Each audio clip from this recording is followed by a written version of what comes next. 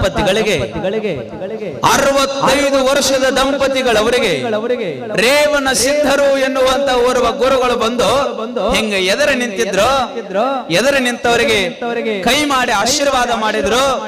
ತಾಯಿ ನಿಮಗ ವರ್ಷ ತುಂಬುವುದರೊಳಗಾಗಿ ಒಂದು ಗಂಡು ಸಂತಾನ ಜನ್ಮವನ್ನು ತಾಳುತ್ತದೆ. ಸಾಧ್ಯೇನು? 65 ವರ್ಷ ಗಂಡನಿಗೆ 60 ವರ್ಷ ಮಡದಿಗೆ ಸಾಧ್ಯೇನು? ನೆರೆದ ಜನ ಎಲ್ಲ ಗಾಬರಿ. ಅಯ್ಯೋ ಅಯ್ಯೋ ಗುರುಗಳು ಇವ್ರಿಗೆ ಆಶೀರ್ವಾದ ಮಾಡಿದ್ರಲ್ಲ, ಇಟ್ಟು ಜನರನ್ನ ಬಿಟ್ಟಾರ, ಇವ್ರಿಗೆ ಆಶೀರ್ವಾದ ಮಾಡ್ಯಾರ. ಇವ್ರಿಗೇನು ಮಕ್ಕಳಕ್ಕವ, ಇವ್ರಿಗೇನು ಮಕ್ಕಳಕ್ಕವ, ಅವ್ರಿಗೆ ಗೊತ್ತಿಲ್ಲ. ಗುರು ಆಶೀರ್ವಾದ ಮಾಡಿದ್ರೆ ಸಾಧ್ಯ ಅದೇ.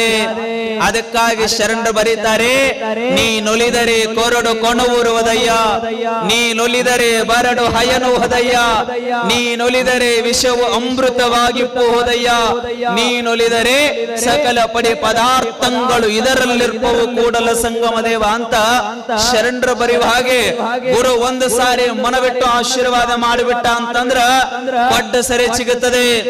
ಕೊಡ್ಡ ಏನು ಬಿದ್ದಿರ್ತೈತಲ್ಲ ನೆಲಕ್ಕ, ಆ ಗಿಡ ಸಿಗುತ್ತದ. ಹಾಲಿಂಡುಲ್ಲ ಅಂತ ತಿಳ್ಕೊಂಡು ನೀವೇನು ಹೇಳ್ತಿರಲ್ಲ, ಬರಡಾಗ್ಯದ ಆಕಳ ಅಂತ ಹೇಳ್ತಿರಲ್ಲ. ಗುರು ಆಶೀರ್ವಾದ ಮಾಡಿದ ಅಂತಂದ್ರ ಹಾಲು ಕೊಡ್ತದ. ಅಂತ ಶಕ್ತಿ ಗುರುವಿನಲ್ಲಿ ಅದ. ಜನರಿಗೆಲ್ಲ ಆಶ್ಚರ್ಯ, ಇವಕೇನ್ ಹಾಕೋಬಿಡ, ಇವಕೇನ್ ಹಾಕೋಬಿಡ, ಸುಳ್ಳಾಗ್ಲಕ್ಕ ಸಾಧ್ಯ ಇಲ್ಲ, ಆಗಕ್ ಸಾಧ್ಯ ಇಲ್ಲ.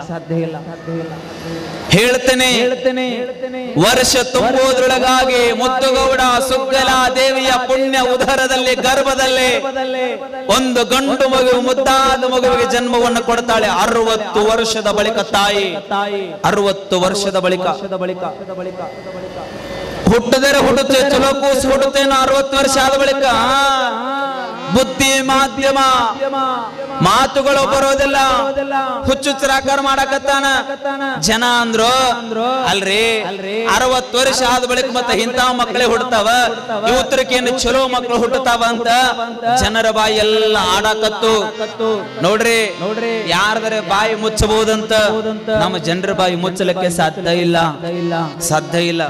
ನಾವೆಷ್ಟು ಕೆಟ್ಟೇವಿ ಅಂತಂದ್ರ, ಎಷ್ಟು ಕೆಟ್ಟೇವಿ ಅಂತಂದ್ರ, ಒಂದು ಏನಾದ್ರೂ ತಪ್ಪಾಗಿತ್ತು ಅಂತಂದ್ರ ಇಡೀ ಊರ ರೌಂಡ್ ಹೊಡ್ಕೊಂಡು ಬರೆದಿರ್ತೈತದ ಸುಳ್ಳು, ಇಡೀ ಊರ ರೌಂಡ್ ಹೊಡ್ಕೊಂಡು ಬಂದಿರ್ತೈತೆ. ಆದ್ರೆ ಸತ್ಯ ಮಾತ್ರ ಇನ್ನು ಹೊಸ್ತಲದೊಳಗ ಇರ್ತದೆ.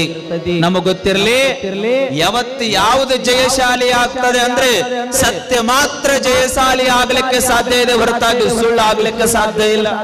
100 ಜನ ಮಾತಾಡ್ಬೋದ್ರಿ, ಮಾತಾಡ್ಬೋದು. ಅವ್ರ ಮಾತಿಗೆ ನೀವ್ಯಾಕೆ ತಲೆ ಕೆಡಿಸುವಂತೀರಿ, ನೀವ್ಯಾಕೆ ತಲೆ ಕೆಡಿಸುವಂತೀರಿ?